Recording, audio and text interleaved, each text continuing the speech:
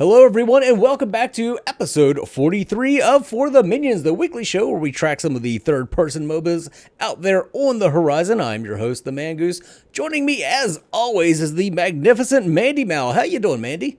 You know me, I'm just magnificent. Mm-hmm. Doing great. I'm excited because we have another good show and another special guest host with us. We have PeewZee. How are you? Thanks, I'm doing good. Good. Thanks for having me.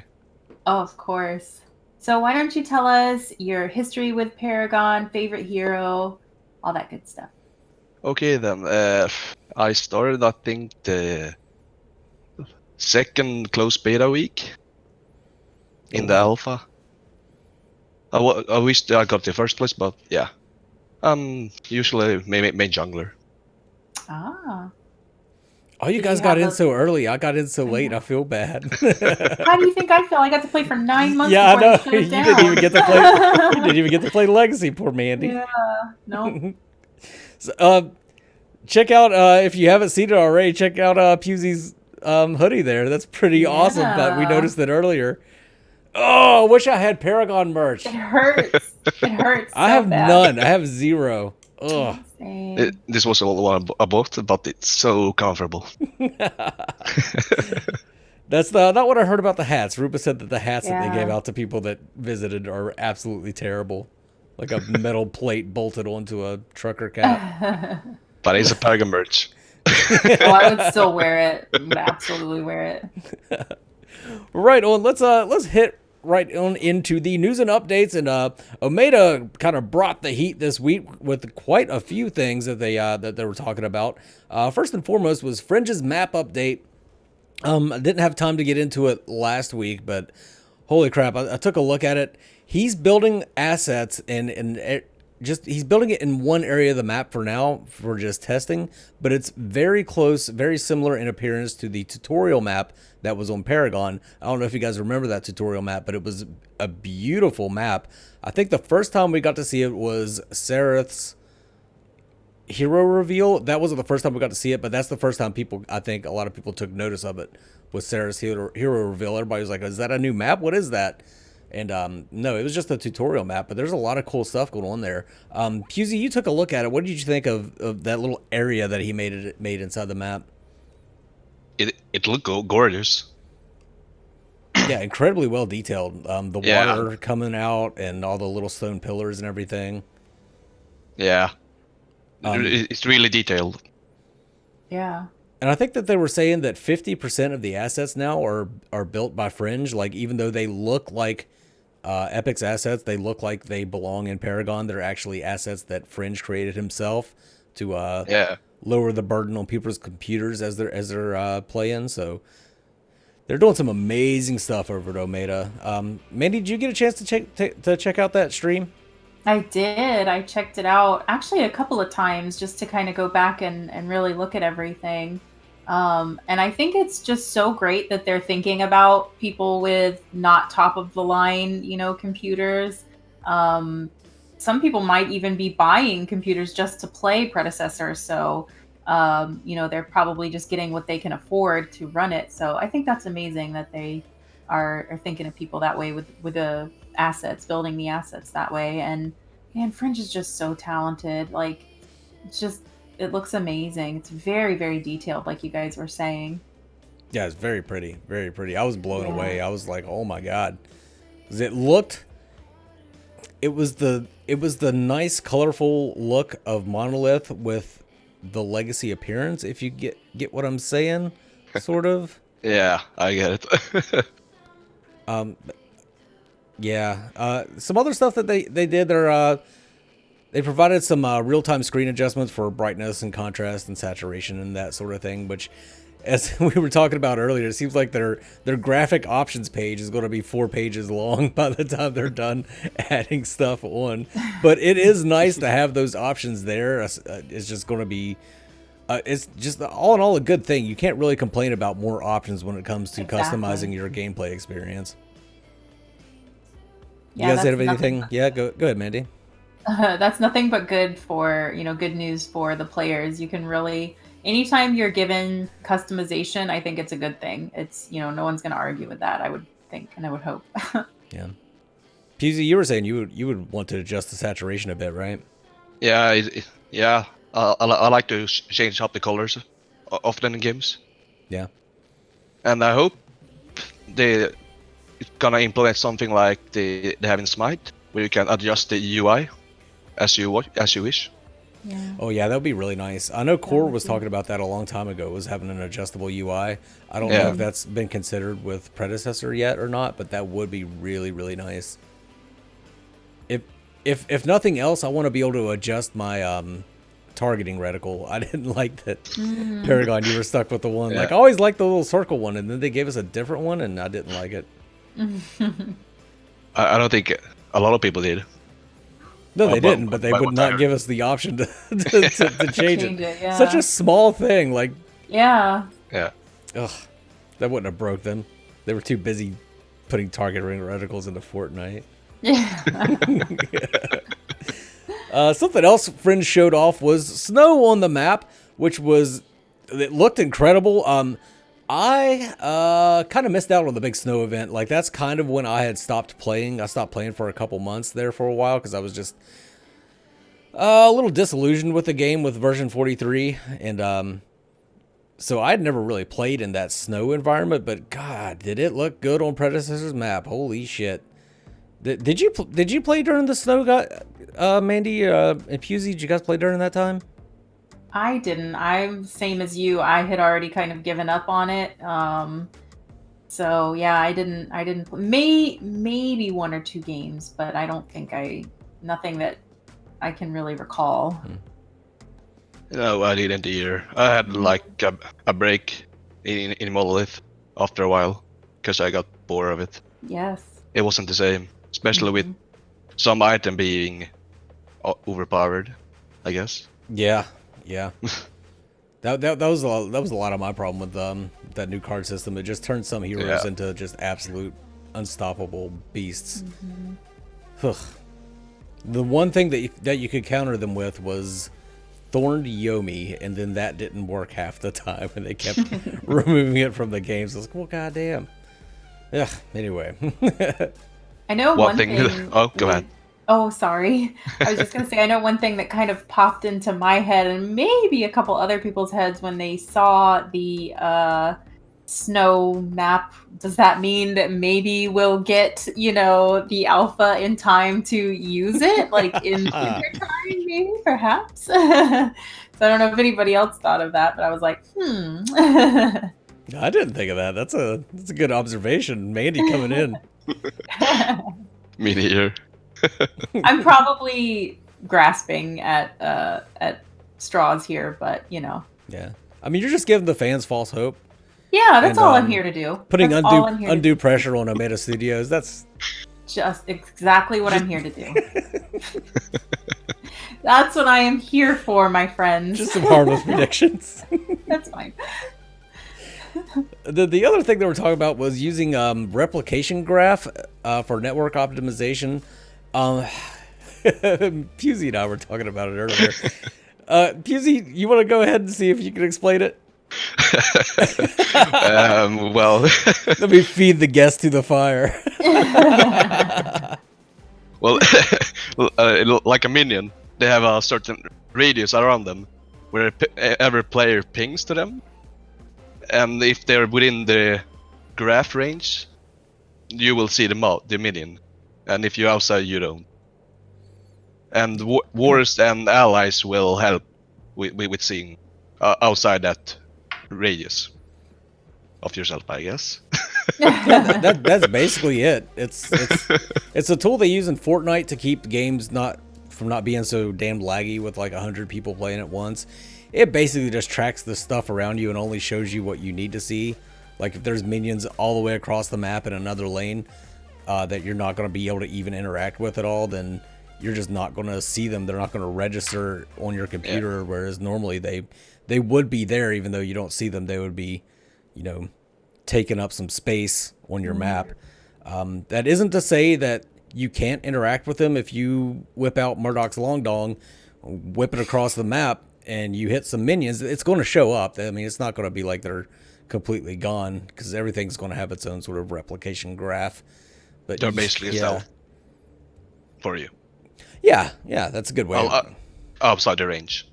Yeah, that's a good way of putting it. Yeah, I like that. It's kind of a weird thing. Like Smokey posted a video, and it was like a fucking hour long, and I was like, yeah, basically, it's what we just said. It's just a way to lower your lag. In the end, that's all it does is lowers your lag, and that's a good thing because that's one of the things that has plagued Predecessor since they released their closed alpha. Yeah. One thing I was wondering about though is if you're on a long lane and you want to use your ult on I don't know, something across the lane, will you be able to see it if you use the ult, or is it still zoned out? I don't know. Do you mean like for Muriel to use her ult on another hero that's outside of her?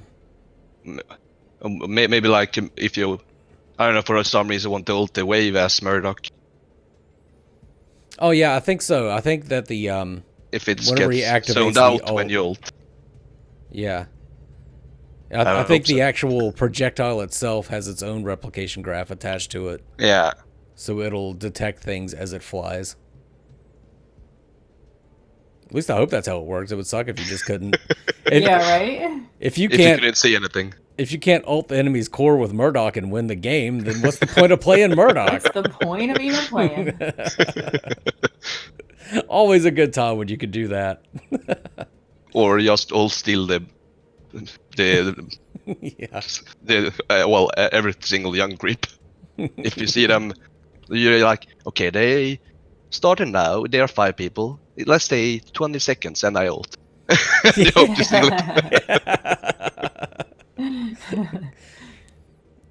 it. So any final thoughts on Meta Studios and Predecessor, PeewZee? Not really. Just that the wind map looks awesome, and I like it. Mandi, anything? No, I'm just excited. I think they're doing good work over there. Cool beans. Let's move on to Ethereal. We haven't received them yet at the time that we're recording, but Grognark's voice lines should be out, and I should have them patched into the video, so we'll go ahead and listen to those right now.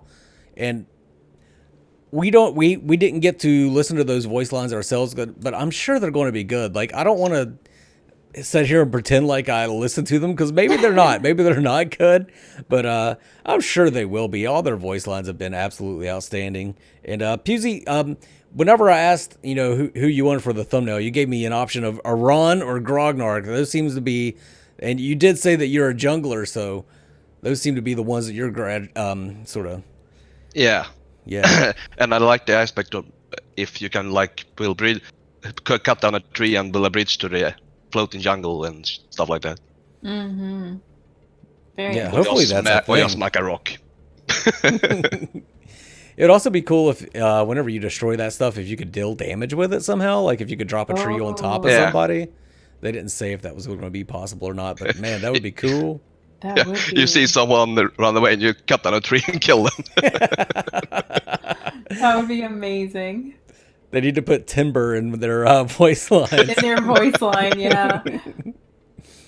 But yeah, Grognark and Aron both berserkers, kind of the ground junglers, not the skunglers as the Sky Slayers are. But yeah, there will be an item that'll allow everybody to fly. Really? Oh yeah, that's what. Probably missed that. That's something they talked about a very long time ago. When I very first started talking to them, that was one of my main concerns. Is like, if you have a Sky Jungle and Sky Slayers, then that's going to every team is going to have a Sky Slayer, and that's going to be limiting. And they were like, no, there's going to be an item that you can pick up out of the item shop so that anybody can fly, just like a Sky Jungler for a short period of time. So cool. Wonder if you can have the same as the Bruiser, cut down trees and so. If they start item on that too. Yeah, I don't know. That would be weird, right?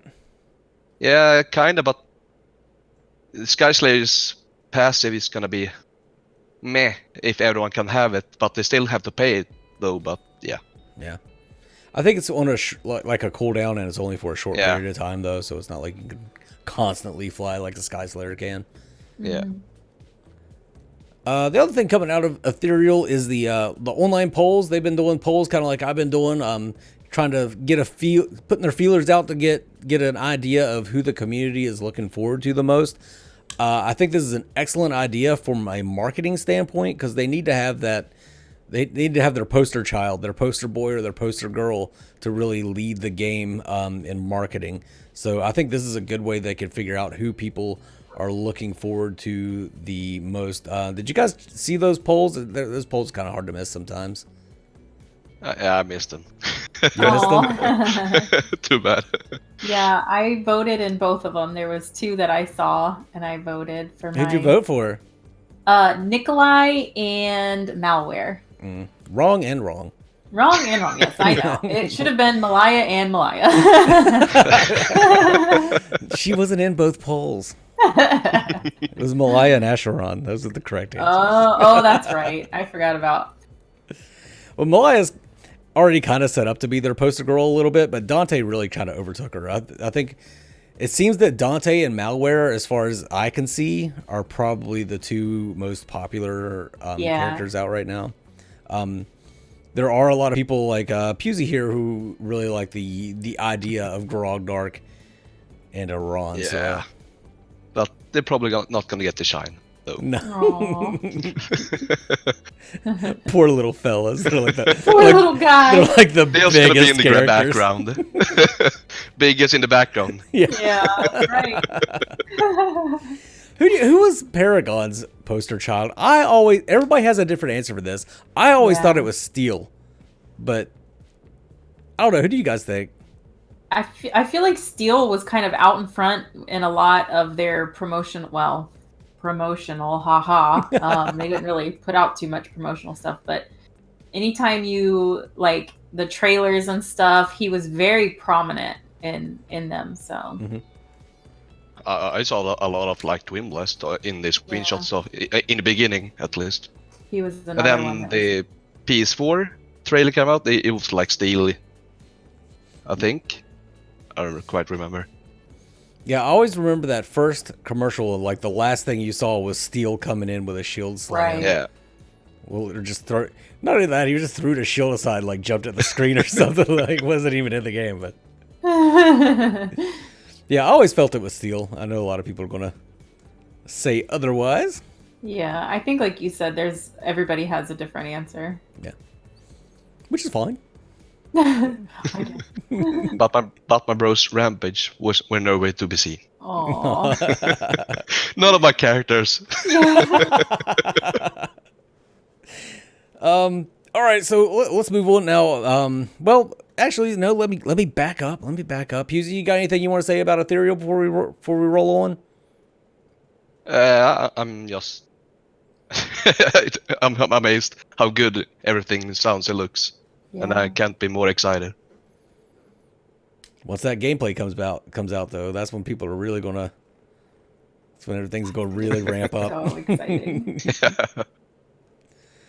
Let's move on now to the other games. Metabuff and Phoenix Rising. We got nothing from them this week. Again, some more rumblings out of Metabuff, but I still haven't got anything concrete. So once I do, I'll let you guys know. And Phoenix Rising, they're still just working away back there, doing their thing. Hopefully, I don't think we'll see anything out of them this year, but maybe next year we'll see something. I'm still gonna continue tracking them. They were the first ones to step up and pick up that Paragon torch and start carrying it forward. So I think we owe it to them to keep them in our hearts and minds and not forget about them because they didn't forget about us. And yeah. I kind of miss them though, because I really enjoy their jungle style. Yeah, with all the mushrooms and everything. And Yeah. And their big jungle boss. Yeah. Oh, Looked yeah. really detailed when they Yeah. created it. That big kaiju looking motherfucker. Yeah. I forgot about that thing. He looked pretty sick. Yeah. Yeah. But if you guys want to learn any more about these games, I'll have all of their socials that I can linked in the video description below. But we're going to move it along now to my poll results, the ones that I've been doing, which is the ultimate competition. Who you guys thought had the best ultimate. And this week it was Sevarog and Gideon. Gideon won with 75% of the votes. Sevarog, of course, had 25%. Not really surprising to me. I do think Sevarog was a better overall character, but I think Gideon's ultimate was probably a little more impactful, especially when they attached a stun to it. But yeah, Gideon will face off against Aurora next week in the final showdown to find out who you guys thought had the best ultimate in Paragon. So PeewZee, who do you think, Sevarog or Gideon, as far as the best ultimate? I think Gideon, but a good Sevarog could kill maybe one or two, but Gideon's, you could wipe out an entire team. If the placement was good and you had good setup, yeah, definitely. If you have like a Gideon jumping from behind, ulting, and then Steel jumps in. Yeah. Yeah. Or a gadget ult in that, or whatever. I think Gideon's required a lot more thought and setup and everything like that, but definitely in the long run was more impactful. I am a little surprised at the difference between them, though. I really thought that it would be a close one between these guys, but Sevarog's was on a much shorter cooldown, so that gave it a little bit of an edge. But yeah, I think when we're talking about impactful ultimates, like the big game-winning plays, it was hardly ever a colossal blow. However, it was oftentimes a good black hole. So I think I like the results this time around. But that is going to be it for the polls. Now we're going to get into the highlight reel. We're running low on highlights, so it's less highlights and more plays I thought were cool. So I hope you guys enjoy them. Red team once again aggressively pushing this off lane. It is still standing though. Cryocism goes out. She gets pushed away. The damage has been done though, and Kalari is there to reap the benefits. Picks up the kill on Wukong. Going to take out Wraith as well, it looks like. Got a mine on her head. Will she survive? No, she gets blown up midair. However, Grim came to assist. Gadget gets caught in the Hooker Frost and taken down by Aurora and Grim.exe. Teamwork, making that dream work. FaZe and Yin at it again, trying to take down another tower. Yin's going to go in. Sounds like FaZe is getting attacked from behind, but Yin does take the tower. She does take a bunch of damage from Kwong as well. Beautiful pull by FaZe. Gets Yin out of danger, but no, the Judgment lands along with the ultimate. The Quelling Gale goes down. They are scrambling for it, and they're making it work for them. Yin is able to take down Kalari, bounces away. Oh, shit. Wraith shot her through the wall, put an end to that shit. That was really well done until she got killed. And Wraith also uses the bring it back on FaZe to take her down. They're not able to get the Kalari. Another excellent rotation to set that play up. Chance meeting in the jungle between Seraph and Richter, and they're going to duke it out a bit. But here comes Bellica, come from the side lanes. The Seismic Assault Void Drone combo. Seraph coming in. They're going to... Oh, Heaven's Fury picks up Richter just before the Disruptor shot. Holy shit, that Countess ultimate just got stuffed by Seismic Assault, and she gets taken down by Seraph. Very well done by Bellica. Now it is time for the topic of discussion for this week. And the topic for discussion, we're going to be talking about how other spells from other games that we feel would be nice to be imported into any of these games. Predecessor, Core, Phoenix Rising, Ethereal, and then also how different spells could interact on Ethereal's weird sort of map structure. So that's PeewZee and I were talking about a little bit. So since I know Mandi's not prepared, Mandi, what do you think? I actually am prepared. Thank you very much. So as far as like spells that I would like to see, I don't play a lot of spellcaster type heroes, so I don't have an answer for that. But for spells that I would like to see or how they should function or could function on the layered map, the main two things that came to my mind would be for like vision, which I know there's wards, but maybe it could be a certain type of knock knock, who's there and all that. What was that guy's name? Great, there we go. Maybe there could be a spell that gave you a little extra vision on the different layers of the map. Like say you have to go to the top one, but you can still see what's going on in the middle one or whatever, something like that. And then also travel, just getting from one layer to the next, maybe a little more quickly, but not in an overpowered way, which I don't know how that could be balanced. It's not my job. That's not my job to balance that out. I will leave that to the capable hands of the developers. But those were the two things that kind of came to my mind, was just vision and travel, and how that would be kind of fun to have a spell that could I think something like Kalari's vision would work, whenever she revealed everybody on the map. That's true. Something that could do that team-wide would be really nice for Ethereal, I think. Yeah, that would be. I still don't know how they're going to do their mini-map. It's going to be a weird one. Yeah, I haven't thought about that, but yeah. How to make it good. The only way I can think is if you put like a little like indicator by the person's face on the mini-map as to what level they're on. Yeah. But then if they're in between levels, how would you indicate that? Or if they're outside jungle. Yeah. Yeah, I have no idea what they're going to do. It will be interesting though.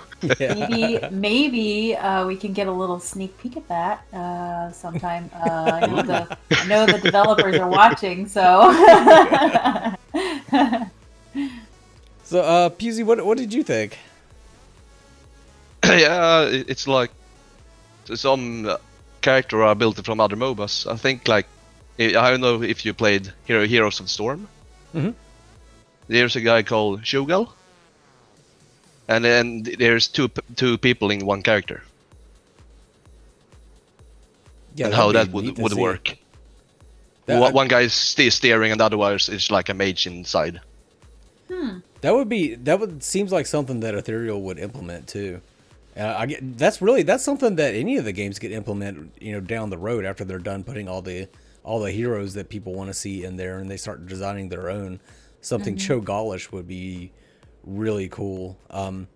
Especially on Ethereal, because there's 6v6. Yeah. Mm-hmm. Cho'Gall's a pain in the ass to deal with too if you don't know what you're doing, because that is a ton of health and a lot of damage coming out of. Yeah. That's another thing though. You really got to trust the person that you're playing with. Like if one person's controlling the movement, the other person's controlling most of the damage.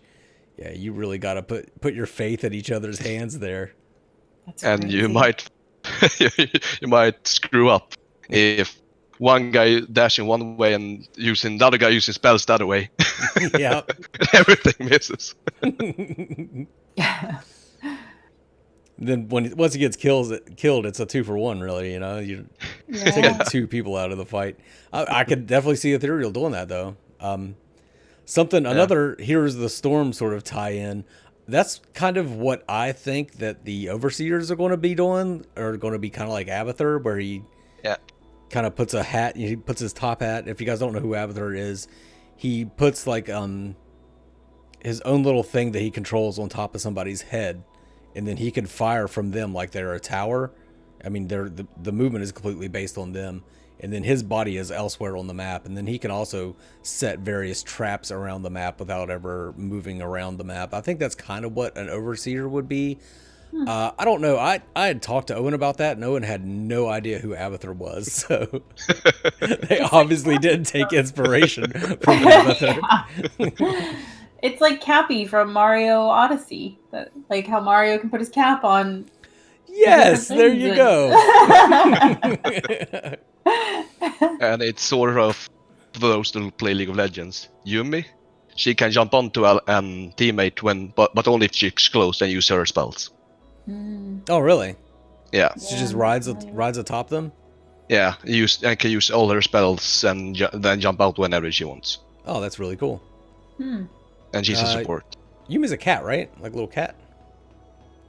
Isn't Yumi like a little cat or something? Yeah, I think, something like that. Another thing I was thinking of as far as how spells could affect Ethereal are spells that impact every level, like calling in a meteor that hits top and goes, drills down to the bottom, and then wow. But would that be how would you balance that? Like, Would it be instantaneous, like a beam that just shoots straight through everything, and there's some sort of indicator on each level to let you know that it's about to hit? Or would it be like it busts through the top, busts through the bottom, middle, and then hits the bottom or something like that? I don't know. They can do a lot of cool stuff with that game. Yeah. Maybe being able to fire from one level into the other level, like Go ahead and say it, Mandi. Like a Murdoch. A Murdoch what? A Murdoch long dong. Yes! I didn't want to say it. Shooting from the top lane to the bottom lane, if that works. Yeah. I imagine one of the heroes is going to have an ability like that where they can just fire all the way through the map. I mean, that's got to be there. That's got to be there. That would be really cool. And I would like to see, like I was saying, like just a regular ability that goes through all the levels. Like multiple ones like that would be kind of cool, I think. I feel like I could see that on like Malware or Dante, like on a marksman. The long fire? Yeah. Yeah. Being able to... Yeah, maybe Malware with his bow and arrow, he can do a charge shot like Sparrow used to do. Yeah. Yeah. I like it. Oh, wouldn't that be neat? If it was just a regular ability, not an ultimate, but it was a charge shot like hers that could pierce terrain, and you could just fire. If you were good enough, you could fire down at the mid laner, or if you're at the bottom lane, you'd fire up. Gotta keep the poking. Every time we talk about this game, I get so hyped for it. Just the possibilities are endless here. Right? Love it. Absolutely love it. I think Here's the Storm was an underrated game, and it's kind of over. It's not really done with, but it's really on the back burner right now. But I think it's a good place to pick up some inspiration for spells, because they did some really interesting stuff. Yeah. In that game, it just wasn't. It was too stripped down of a MOBA to really compete with the rest of them, I think. Yeah, and they and Dota have the same kind of mechanic when you're controlling multiple character as one person. Yeah. Oh, Dota has one like that too? Yeah, they have Meepo, something like that. And as long as one of the guys survive, you don't die. Oh, really? I think it works like that, and you can just jump with all of them, and it's really much micromanaging and stuff like that. And how that would work on Ethereal, for example. Mm-hmm. Something I was kind of thinking of was like Ragnaros and HOTS, which there's probably some other stuff in other ones, but he can call a flame wave that travels down a lane. It doesn't have to be the lane he's in. It starts at the core and goes through the enemy's core, and it just completely wipes out that lane as it goes. I think that would be cool for Ethereal. That's and just being able awesome to it would be real good as well. And you have his passive D-spell when he jumps into a turret and protects it. Oh yeah, that would be cool too. Yeah. As we said, Heroes of Storm got a lot of unique things. Maybe that's something Overseers could do, is jump into towers. Yeah. Control towers and minions and stuff like that. That would be kind of neat. I want, when the towers go down, I want to say, I hope the princess was in another castle. That's what